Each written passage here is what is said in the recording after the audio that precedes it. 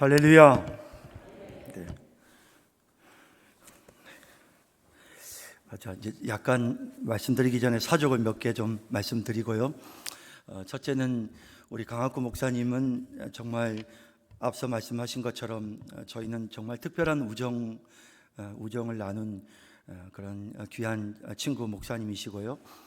그래서 강 목사님이 교회가 너무 저는 강 목사님 소중하기 때문에 또 우리 필라제일교회가 너무 소중합니다. 그래서 제가 짧은 기간이지만 여기 와서 하나님 말씀 전하면서 우리 친구교회 목사님, 친구교회의 이 여러 성도님들이 정말 은혜를 받으시고 영적으로 조금이라도 더 유익이 있는 그런 귀한 시간이 되기를 바라는 마음이 너무도 간절합니다. 그래서 최선을 다해서 하나님 말씀을 전하려고 합니다. 위에서 기도해 주시기를 바라고요. 제가 10년 전에 왔었거든요. 그때는 교회가 여기 있었던 것이 아니고 저쪽에 있을 때였는데, 그때 우리 강 목사님이랑 같이 이 앞을 지나가면서 여기를 몇 번 차로 왔다 갔다 돌면서 여기를 놓고 기도하고 있다고 그랬었거든요. 그런데 이렇게 너무 아름답게 귀하게 새롭게 장만된 그런 교회 예배당에 와서 오늘 함께 말씀을 나누고 은혜를 받게 되어 너무 기쁩니다. 여러분들이 그동안 이렇게 아름다운 교회를 여기에 이렇게 이루고 또 교회 건물뿐만 아니라 여러분들의 기도와 여러분들의 마음과 사랑을 담아서 이렇게 훌륭한 교회를 세우기 위해서 많이 애쓰신 것이 느껴지고 진심으로 여러분들께 정말 잘하셨습니다, 정말 훌륭하십니다 라고 격려해 드리고 싶습니다. 그리고 제가 저도 한국에서 코로나 백신을 맞고 후유증이 굉장히 심하게 와서 1차 백신 맞고 갑자기 얼굴에 안면 마비가 심하게 왔습니다. 작년 8월 달에. 그래가지고 지금 상당히 많이 이제 회복이 된 게 이렇습니다. 그래서 아직 조금 얼굴이 좀 불편합니다. 그래서 혹시 조금 이렇게 제가 여러분들한테 자꾸 윙크를 하거나 자꾸 이렇게 좀 이상한 미소를 지을 때 이해를 해주시기를 바랍니다.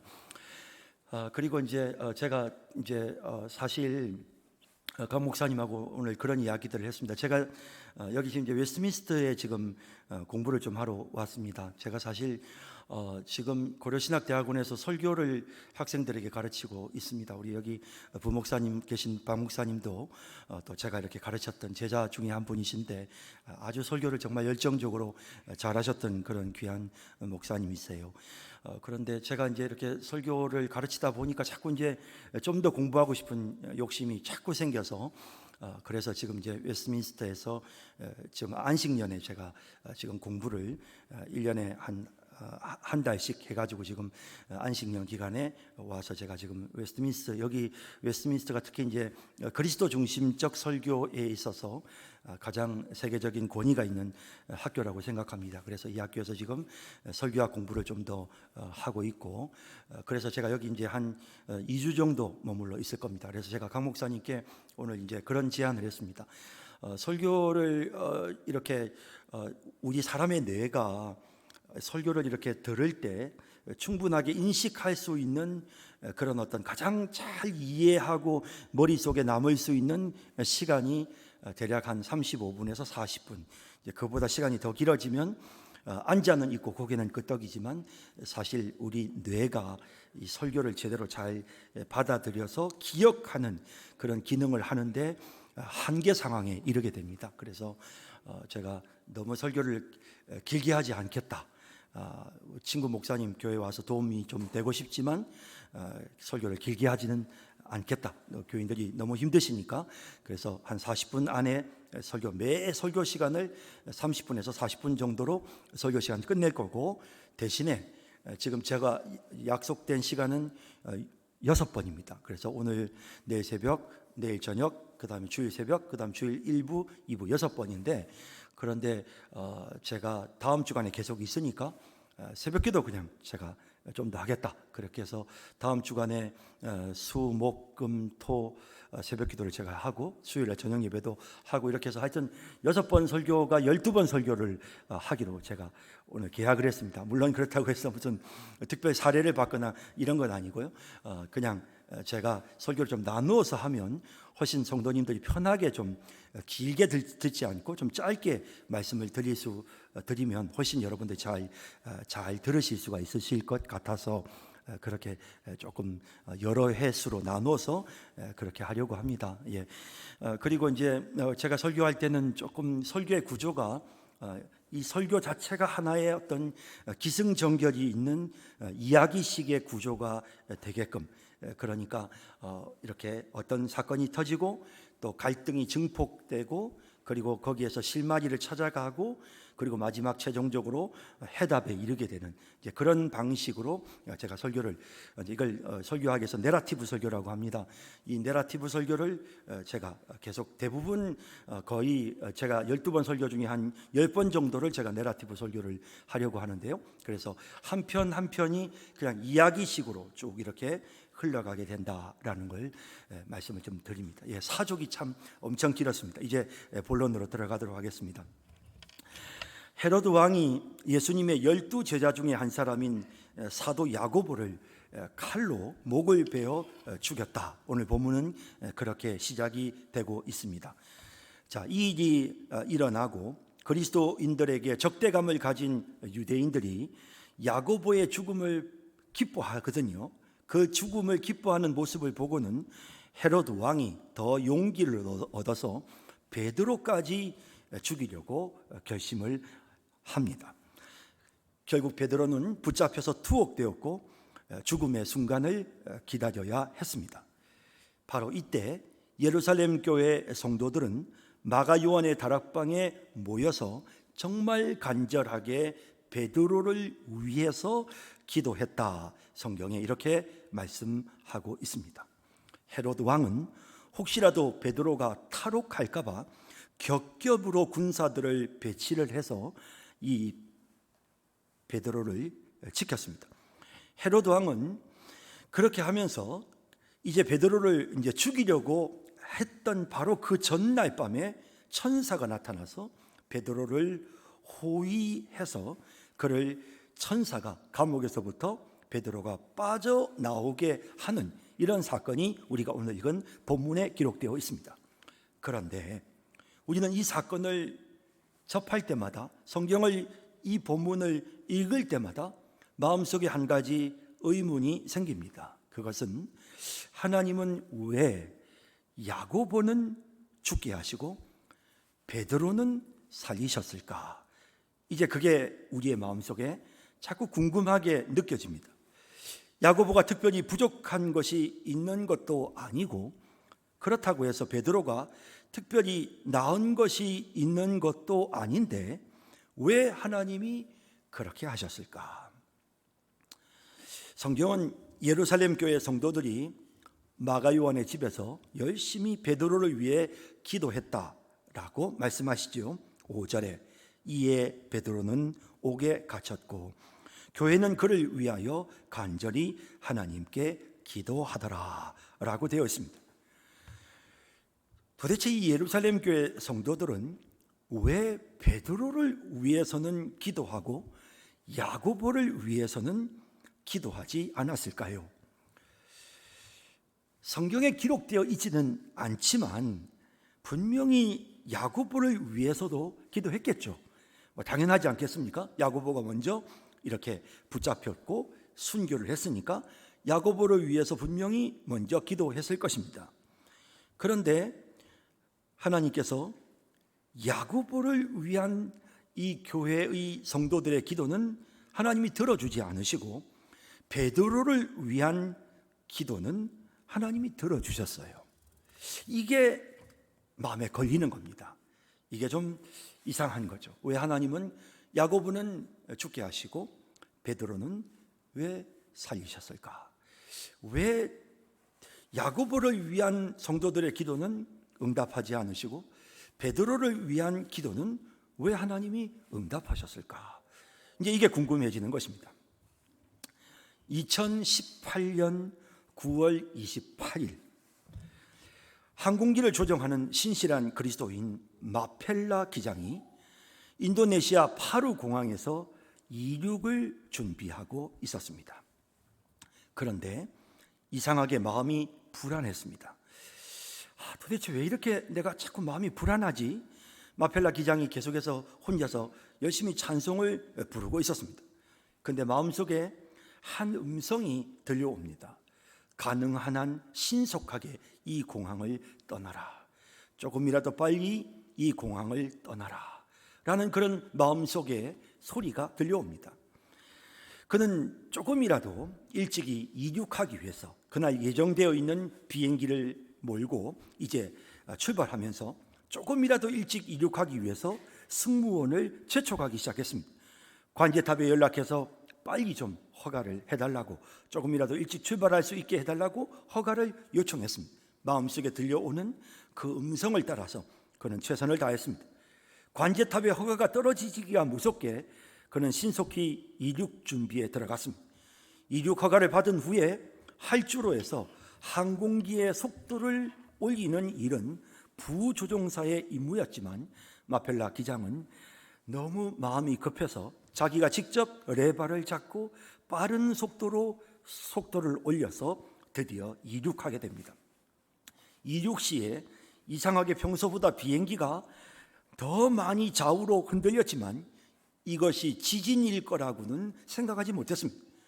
이륙하자마자 활주로를 벗어나서 이렇게 비행기 방향을 선회하면서 아래를 내다보는 순간 공항 활주로가 마치 바람에 헝겊처럼 휘말려 날아가 버리는 그런 모습을 보게 됩니다. 그리고 이륙 직후에 관제탑으로 연락을 했지만 관제탑이 완전히 붕괴가 되어서 모든 관제사가 다 사망했기 때문에 통신은 불가능했습니다. 이렇게 마펠라 기장이 조금 일찍 이륙한 까닭에 정확히 3분, 예정 시간보다 3분 일찍 활주로를 떠난 까닭에 그가 조종하던 비행기에 탔던 140명의 승객은 모두 지진의 피해를 피할 수가 있었습니다. 그날 인도네시아 슬라웨시 섬의 팔루 동갈라 지역에 규모 7.5의 강진이 발생하였고 3m 높이의 쓰나미가 해안지대를 덮치면서 수천 명이 사망하는 안타까운 일이 일어났습니다. 예정된 시간보다 불과 3분 일찍 마펠라 기장이 하나님의 인도하심에 민감하게 반응하면서 그가 서두르는 까닭에 비행기 안에 있던 모든 승객은 안전하게 지진의 피해를 피할 수가 있었던 것입니다. 그런데 마펠라 기장이 조종하는 비행기가 활주로를 벗어나는 바로 그 순간 그곳에서 불과 몇 킬로 떨어지지 않은 팔루 남동쪽에 위치한 한 교회에서는 성경학교가 열리고 있었습니다. 어린 아이들과 청소년들이 성경학교에서 예배를 드리면서 성경 공부를 하고 있었습니다. 그리고 안타깝게도 그 시간 발생한 지진으로 성경학교에 참석한 어린 학생 86명이 교회를 덮친 진흙에 모두 사망하였습니다. 마펠라가 조종하는 비행기에 탄 140명, 성경학교에 참석한 어린 학생 86명, 그들의 운명은 죽음과 삶의 두 영역으로 나누어졌습니다. 마음속에 질문이 생깁니다. 산 사람은 왜 살았고 죽은 사람은 왜 죽은 것입니까? 죽은 사람이 나쁜 사람이라서 저주를 받았다고 말할 수도 없고 살아난 사람이 착한 사람이라서 복을 받았다고 말하기도 어렵습니다. 하나님은 왜 누구는 죽이시고 왜 누구는 살리십니까? 하나님은 왜 야고보는 죽이시고 베드로는 살리십니까? 이제 본문을 살펴봐야 되겠습니다. 그날 예루살렘 교회 성도들이 모여서 베드로를 위해서 기도를 했습니다.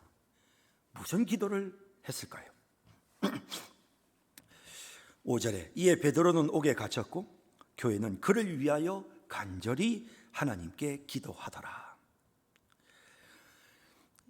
이 기도의 모임에 참석한 사람이 누구인지는 정확하게 언급되어 있지 않은데요.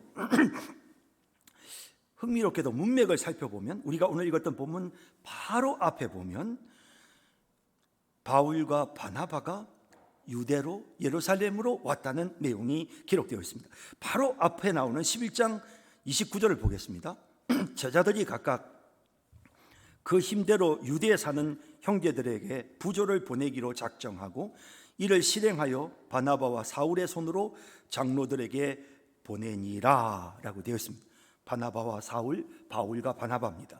바울과 바나바가 11장 후반 부분에서 지금 유대 지역으로 올라왔고 그리고 그들이 예루살렘에 머물러 있다가 12장 마지막 부분, 우리가 이건 본문 제일 끝머리 마지막 부분인 29절 30절에 보면 바나바와 사울이 부조하는 일을 마치고 마가라 하는 요한을 데리고 예루살렘에서 돌아오니라.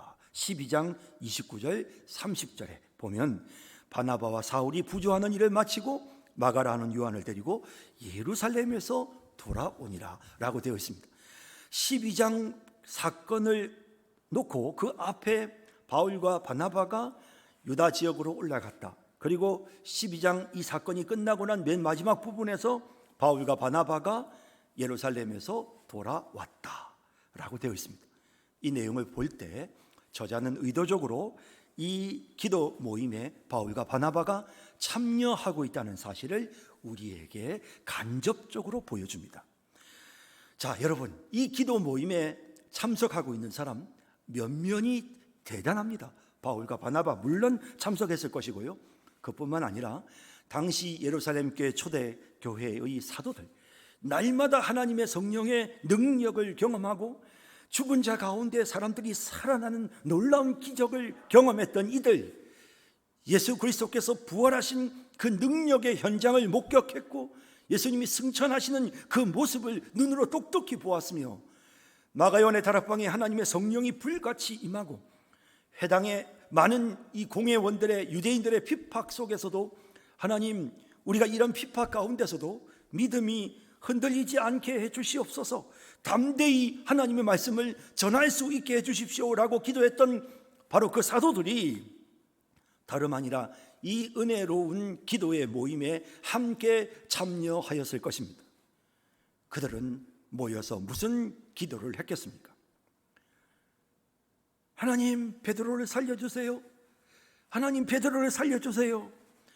우리가 이 본문을 오해하게 되는 것은 예루살렘 교회 교인들이 모여서 그런 기도를 했을 것이라는 생각을 하기 때문에 하나님 살려주세요, 베드로의 생명을 연장시켜 주세요 라는 생각을 갖고 그런 편견과 선입관을 가지고 우리가 이 본문을 접하고 있기 때문에, 그래서 우리가 지금 이 본문에 대해서 많은 오해를 하게 되는 것입니다.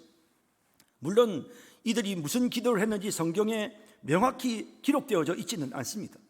하지만 베드로가 감옥에서 나와서 기도하는 사람들이 있는 곳으로 와서 자신의 모습을 나타내 보였을 때 이 거룩한 무리들이 보이고 있는 태도, 모습, 그것을 통해서 우리는 충분히 이들이 무슨 기도를 했는지 추측해 볼 수 있습니다.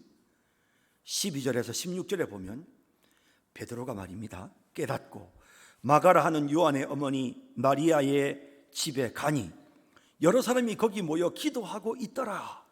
베드로가 대문을 두드린데 로데라 하는 여자아이가 영접하러 나왔다가 베드로의 음성인 줄 알고 기뻐하여 문을 미쳐 열지 못하고 달려 들어가 말하되, 베드로가 대문 밖에 섰더라 하니 그들이 말하되 내가 미쳤다 하나 여자아이는 힘써 말하되 참말이라 하니 그들이 말하되 그러면 그의 천사라 하더라.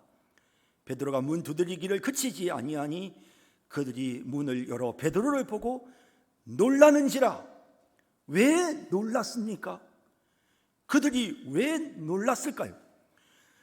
바울과 바나바와 같은 예루살렘 교회의 위대한 지도자들, 기도하는 대로 응답해 주시는 사실을 너무나도 생생하게 잘 알고 있는 사도들이 왜 이토록 놀랐을까요?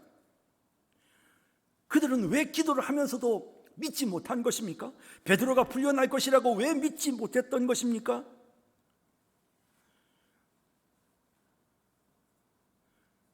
여러분, 본문의 전반적인 분위기를 보면 금방 느낄 수 있습니다. 예루살렘 교회 성도들은 베드로를 살려달라고 기도하지 않았습니다. 분명합니다. 예루살렘 교회 성도들은 베드로를 풀어달라고 기도하지 않았습니다.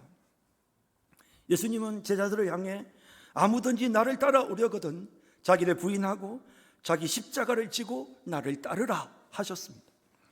이들은 충분히 자기를 부인할 준비가 되어 있었고, 이들은 충분히 자기 십자가를 질 준비가 되어 있는 이들이었습니다. 앞서 가신 예수님이 겟세마네 동산에서 땀이 피가 섞여 나올 때까지 자신의 뜻이 아니라 하나님 아버지의 뜻이 이루어지게 해달라고, 십자가를 질 수 있게 해달라고 기도하는 기도의 소리를 그날 밤 겟세마네에서 생생하게 제자들이 들었습니다. 그들이 함께 모여 있습니다. 그들이 베드로를 살려달라고 기도했을 리가 없습니다. 아버지의 뜻이 이루어지게 해주십시오. 어떤 고난과 역경 속에서도 베드로가 그 고난을 이겨내게 하여 주시옵소서. 베드로는 이미 앞서 3번이나 예수님을 모른다고 부인한 그런 엄청난 인생의 실수가 있었던 인물입니다. 하지만 이제는 그런 실수를 반복하지 않아야 되겠습니다. 하나님, 이 고난을 베드로가 이겨내게 해주십시오. 아무리 힘이 들어도 베드로가 견디고 이겨내고 야고보를 따라서 야고보처럼 순교할 수 있게 도와주십시오. 그들은 그렇게 간절하게 하나님 앞에 기도하였던 것입니다. 이 일이 있기 전에 초대교회 성도들이 핍박을 받을 때마다 그들이 했던 기도가 있습니다. 사도행전 4장 29절에 보면 주여 이제도 그들의 위협함을 굽어보시옵고 종들로 하여금 담대히 하나님의 말씀을 전하게 하여 주시오며 살려주세요. 핍박자들을 제거해 주세요. 그렇게 기도한 것이 아니고 핍박 속에서도 하나님의 말씀을 전하게 해주세요. 하나님이 나에게 맡겨주시고 우리에게 맡겨주신 그 사명 감당할 수 있게 해주세요. 그렇게 그들이 기도했습니다. 그랬기에 하나님 베드로가 핍박을 이겨내게 해주십시오. 칼의 두려움에, 죽음의 두려움에 조금이라도 위축되거나 약해지지 않도록 하나님 베드로가 이겨내게 해주십시오 라고 기도하고 있는데, 여자아이가 와서 저 밖에 베드로 사도님이 오셨습니다. 베드로 목소리가 분명합니다. 무슨 소리야? 너 미쳤구나 라는 말을 하게 된 것입니다. 왜냐하면 베드로가 고난을 이겨내기를 기대하고 있었는데 베드로가 왔다니 너 미쳤구나. 베드로가 좀 힘들다고 그래 항복하고 타협하고 헤롯에게 항복하고 이제 난 예수님 전하지 않을게. 그럴 사람이야? 미쳤구나 네가. 무슨 소리야? 무슨 베드로란 말이냐? 그렇게 반응을 하였던 것입니다. 초대교회 성도들은 살아나는 것에 관심이 없었습니다. 그들은 오직 그들에게 주어진 사명, 곧 복음을 증거하는 일을 마치기 위해서 자기 생명을 조금도 귀한 것으로 여기지 않았습니다. 바울이 예루살렘으로 올라갈 때 사람들이 이 띠의 인자를 결박할 것이다 할 때 나의 달려갈 길을 마치고 믿음을 지키기 위해서는 주 예수께 받은 사명 은혜의 복음 증거하는 일을 마치려 하면은 나의 생명을 그는 조금도 그 두려움이 없이 담대하게 그렇게 나아갔던 것입니다. 베드로 거기에 바울이 있었습니다. 그러한 사도들의 마음은 한결같았던 것입니다. 그러면 이때 베드로의 마음은 또 어땠겠습니까? 자, 감옥에 갇힌 베드로를 한번 생각해 보십시다. 자신이 지금 감옥에 갇혀 있고 동력자인 야고보는 이미 칼에 목이 잘려 순교했습니다. 그런 상태에서 베드로는 하나님이 자신을 감옥에서 구해 주시기를 기대하고 기다렸을까요? 베드로는 감옥을 지키는 병사들에게 둘러싸여서 감옥에 갇혀 있었습니다. 그런 상황인데 베드로가 얼마나 잠이 깊이 들었는지 천사가 와서 귀에다 대고 속삭여도 일어나지를 않습니다. 나중에 천사가 베드로의 옆구리를 쳐서 잠을 깨웠다. 여러분이 옆구리 치면 굉장히 아프거든요. 그러니까 흔들어도 안 깨니까 옆구리를 확 치니까 자다가 깜짝 놀래가지고 뭐야 보니까 천사가 자기를 깨웁니다. 그냥 깨운 게 아니고 쳐서 깨웠다. 잠이 아주 깊이 들었습니다.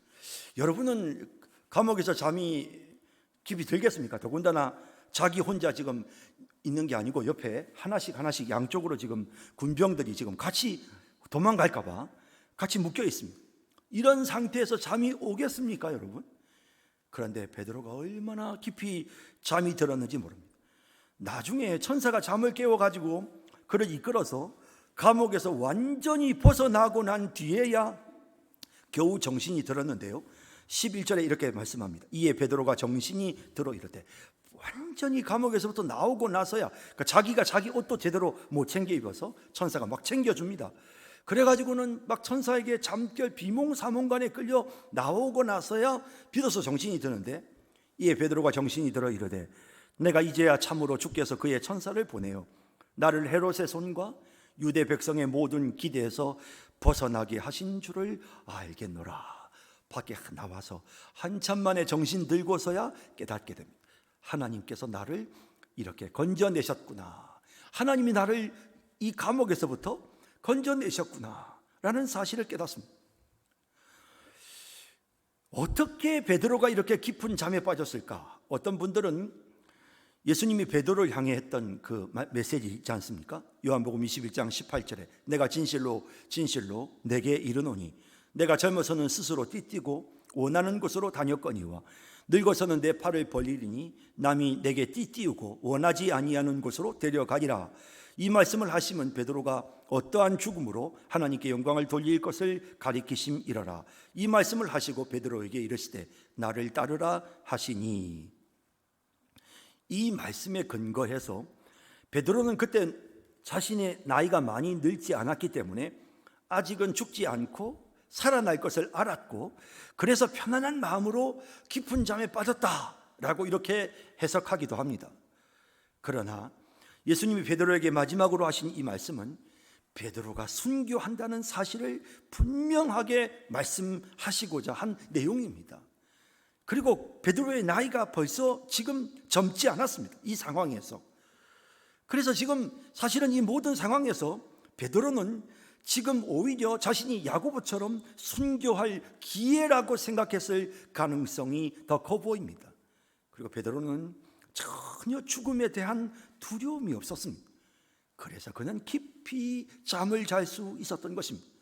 만약에 하나님이 이 밤에 나를 구해 주실 것이라는 그런 기대가 그의 마음속에 조금이라도 있었다면 천사가 와서 자기를 구해 주려고 할 때 잽싸게 일어나도록 준비하고 있었을 것입니다. 자기가 풀려날 거라는 생각을 하고 있었다면 그렇게 깊은 잠을 잘 수 없었을 것입니다. 이제 저는 주님께로 갑니다, 하나님 이제야 제가 주님을 뵈러 갑니다 라며 마음속에 기대했던 그는 편안하게 두려움 없이 감옥에서 잠을 자고 있었던 것입니다. 결국 예루살렘 교회 성도들도 베드로가 살아나도록 기도하지 않았고 베드로 자신도 마찬가지였습니다. 누구든지 제 목숨을 구원하고자 하면 잃을 것이요 누구든지 나를 위하여 제 목숨을 잃으면 구원하리라. 주님의 말씀을 따라 그는 조금도 스스로 살기를 기대하지 않았습니다. 자, 그렇다면 이제 우리는 여기에서 베드로가 그러면 왜 살아난 것일까에 대해서 생각해 봐야 합니다. 왜 살아난 것일까? 베드로는 하나님이 자신을 살린 이유가 무엇인지를 정확하게 알고 있었습니다. 그래서 그는 주저하지 않고 기도하고 있는 동료들이 있는 데에 갑니다.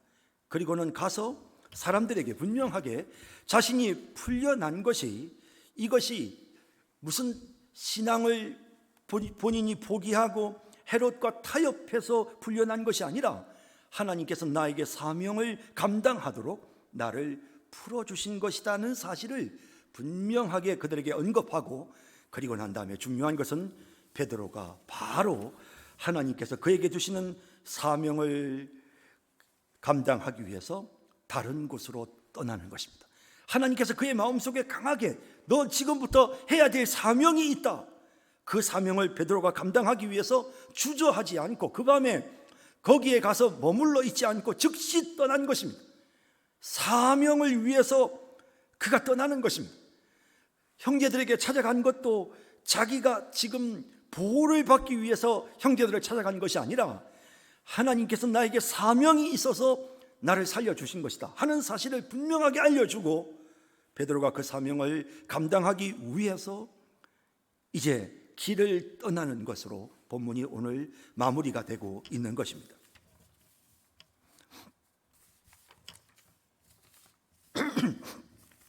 자, 여러분, 이제 우리가 이 본문을 보면서 중요한 이제 교훈을 얻습니다. 그러면 이제 이 본문을 통해서 우리가 얻을 수 있는 교훈, 진지하게 한번 우리가 생각해 보십시다. 여러분, 죽지 않은 베드로가 잘 된 것입니까? 아니면 죽은 야고보가 잘 된 것입니까?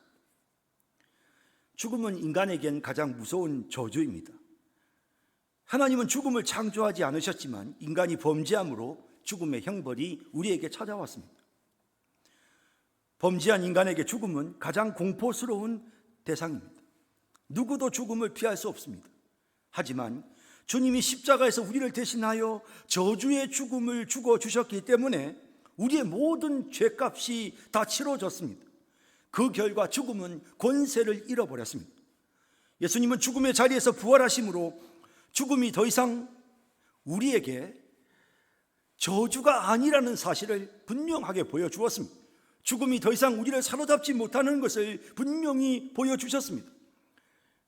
우리는 예수님을 따라서 완전한 육체로 부활하게 됩니다.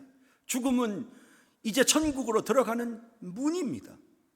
그러므로 죽음이 우리에게 전혀 두렵지 않은 것입니다.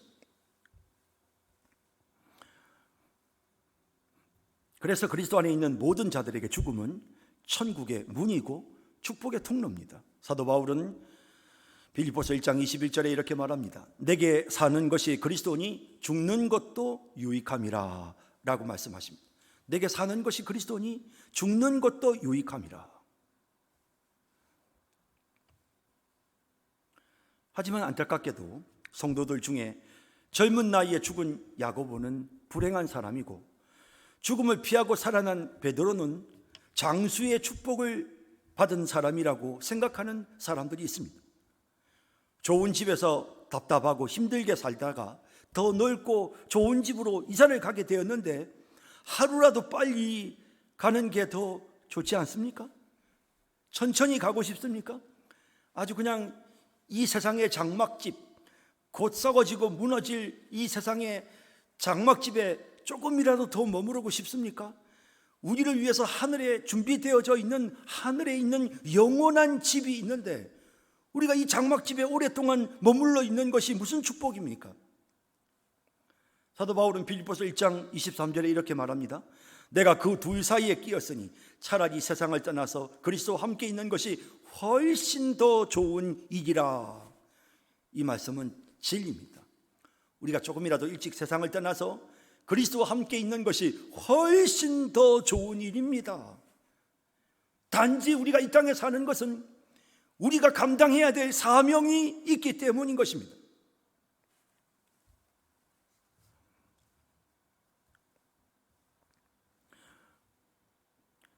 야고보는 죽이시고 베드로는 살리셨다고 말할 것이 아니라 야고보는 먼저 데리고 가시고 베드로는 나중에 데리고 가셨다고 표현하는 것이 옳습니다. 그리스도인들은 먼저 하늘나라에 가신 분들을 단명이라고 그것을 저주스럽게 표현해서는 안 됩니다. 그들은 먼저 부름을 받은 축복된 그리스도의 신부입니다. 창세기 5장 24절을 보면 하나님이 에녹을 너무도 사랑하셔서 당시 사람들의 수명에 비해 3분의 1 정도의 짧은 삶을 살게 하시고 그를 천국으로 데리고 가셨습니다. 에녹이 하나님과 동행하더니 하나님이 그를 데려가심으로 세상에 있지 아니하더라. 하나님이 사랑하셔서 일찍 데리고 가시는 것입니다. 베드로를 나중에 데리고 가신 이유는 한 가지입니다.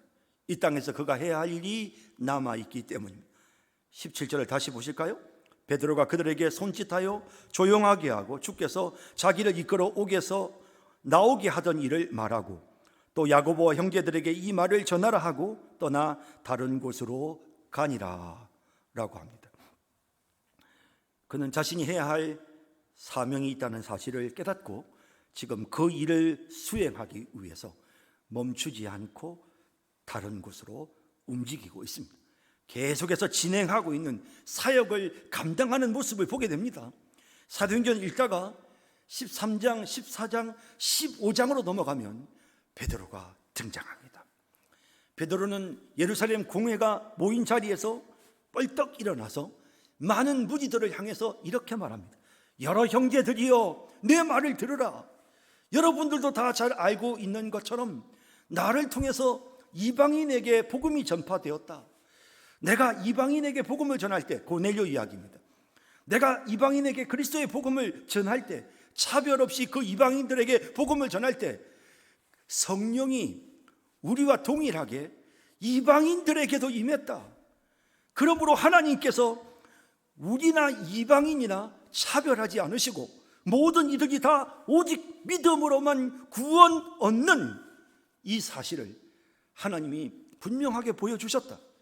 이방인들도 믿음으로 구원받고 유대인들도 믿음으로 구원받는다 라며 담대하게 그 예루살렘 공회 석상에서 베드로가 이방인의 구원 문제에 대해 정확하게 전달하는 그 순간, 사도행전 읽어가다가 사도행전 15장을 딱 만나서 베드로가 말하는 그 장면을 딱 읽을 때 가슴이 뜨거워지기 시작합니다. 이거구나.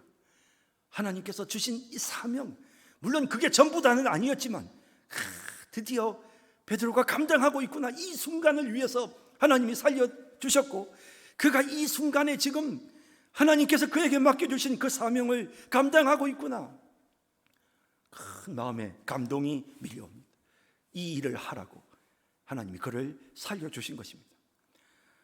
그리고 베드로는 고린도에 가서 사역하고, 그리고 베드로는 우리가 잘 아는 대로 로마에서 복음 전하다가 베드로 전서와 베드로 후서를 기록하고 환난과 핍박 속에서도 믿음을 지키도록 성도들을 격려하다가 그는 십자가의 거꾸로 매달려 순교하게 되어졌던 것입니다.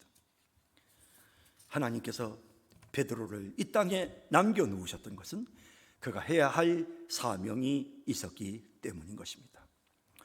여러분, 초대교회 성도들이 환난을 당하는 성도들을 위해 했던 기도는 그 핍박을 벗어버리게 해달라거나 그 어려움 속에서 구해달라고 기도한 것이 아니라, 살려달라고 기도한 것이 아니라 어떤 어려움도 이겨내고 자신에게 부여된 사명을 감당하게 해달라는 기도였습니다. 우리의 기도도 마찬가지입니다. 살려달라는 기도가 아닙니다. 생존하게 해달라는 기도가 아닙니다. 맡겨진 사명을 완수할 수 있게 해달라는 기도를 우리가 드려야 하는 것입니다. 우리가 오늘 살아있다는 것은 하나님이 우리를 너무도 사랑하셔서 하루라도 이 좋은 세상에 더 살도록 우리 생명을 보호해 주시기 때문이 아니라 우리가 지금 이곳에서 해야 할 사명이 있기 때문인 것입니다.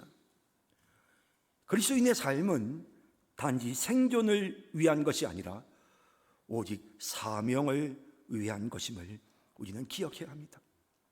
사명을 다하기 전에는 죽고 싶어도 죽을 수도 없습니다. 그렇게 죽고 싶었을 베드로의 마음속에는 야고보의 그 순교하는 영광스러운 모습을 보고 뭐가 두려웠겠습니까? 주님이 부활하시는 모습을 목격했고 승천하여 올라가시는 모습을 보고 오순절 성령의 역사를 경험했던 베드로가 뭐가 겁이 났겠습니까? 그가 죽음을 두려워했겠습니까? 아닙니다. 부러웠습니다. 야고보가 먼저 부름받아 천국 가는 것을 보고 너무도 부러웠습니다. 야, 주님께로 먼저 가는구나. 왜 나는 안 데리고 가시지? 여러분, 우리에게 아직 해야 될 사명이 남아있기 때문에 하나님 우리를 안 데리고 가시는 것입니다. 베드로가 예루살렘을 떠나 새로운 일을 감당하기 위해 출발하듯이 오늘 우리는 하나님이 나에게 맡겨주신 사명이 무엇인지를 다시 한번 생각해 봐야 합니다. 하나님, 내가 왜 이 땅에 남아 있습니까? 병드신 분들도 계시고 연세 많으신 분들도 계십니다. 이런 분들이 모두 다 천국의 소망이 마음속에 가득하고 하나님, 저 빨리 주님께로 가고 싶어요. 저 좀 데리고 가주세요. 이런 분들이 많습니다. 저희 교회도 장로님 한 분이, 연세 드신 장로님 한 분이 부인이 천국을 가셨습니다.